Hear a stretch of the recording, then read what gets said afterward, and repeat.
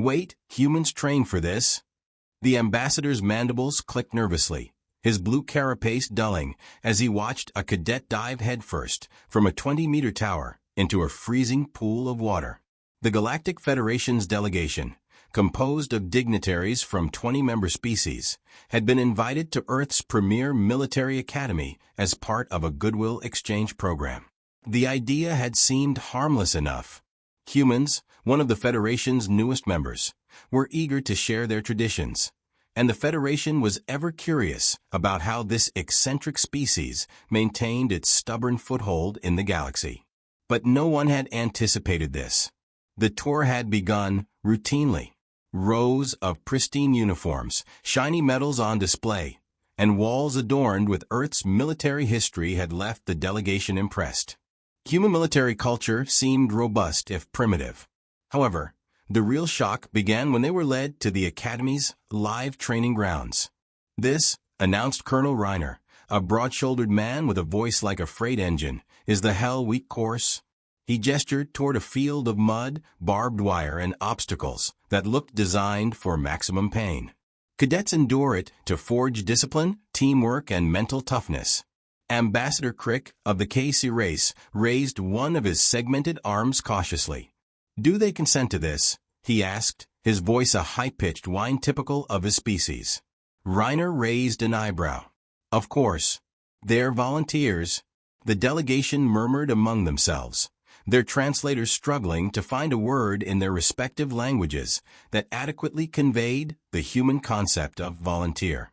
The idea of willingly submitting to such grueling challenges was alien to them literally.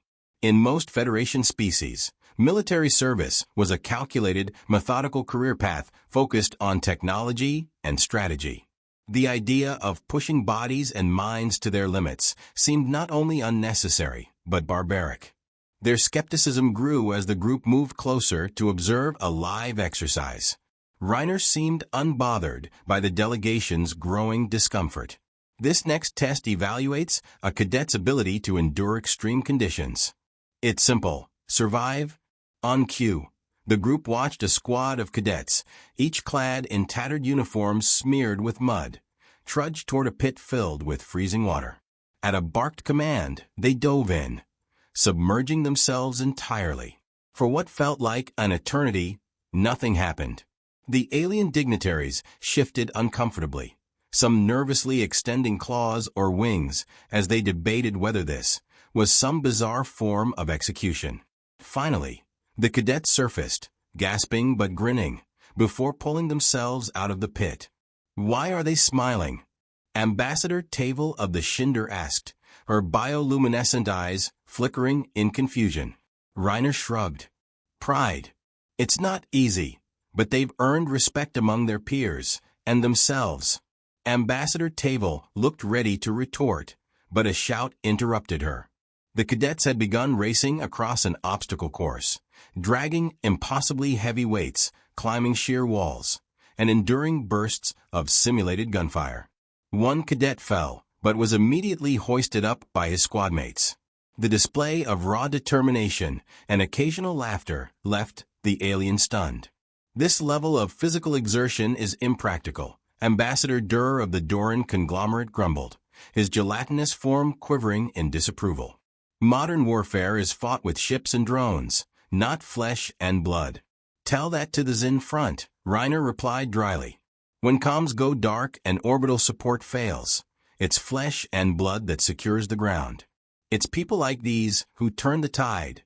The reminder of humanity's infamous defense against the Zin was a bitter pill for the Federation. The battle, fought with primitive human tactics and sheer audacity, had upended centuries of Federation doctrine. Somehow, a species barely out of its planetary cradle had held the line when no one else could.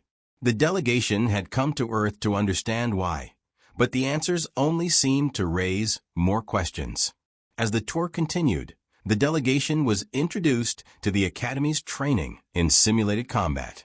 Here, the aliens expected something more familiar, a reliance on advanced technology, strategic simulations, and AI-assisted planning.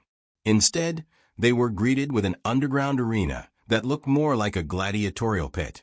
"This," Reiner announced with a grin, "is where we practice close combat." The delegation watched, horrified, as cadets sparred in brutal hand-to-hand matches. The humans wielded wooden weapons, grappled, and threw punches with a ferocity that left no room for doubt. Every strike was calculated, every movement honed. Yet, when a match ended, the fighters exchanged handshakes and even laughed. "Violence among comrades, absurd," Ambassador Cuss muttered, his 4 eyes blinking out of sync. "Discipline through controlled aggression," Reiner corrected. "These cadets learn to channel their instincts to fight without malice. It builds trust." Ambassador Durr's gelatinous mass wobbled skeptically. "This builds fear." "On the contrary," Reiner said, folding his arms. "It builds loyalty. These cadets know that if they fall, their squad mates will be there. They've earned that bond through shared struggle." The Galactic Federation delegation departed Earth profoundly unsettled. They had come expecting to study an eccentric species, perhaps learn a few new techniques. Instead, they left with a gnawing awareness that the humans were something entirely different, something unpredictable, something dangerous, and something they couldn't afford to ignore.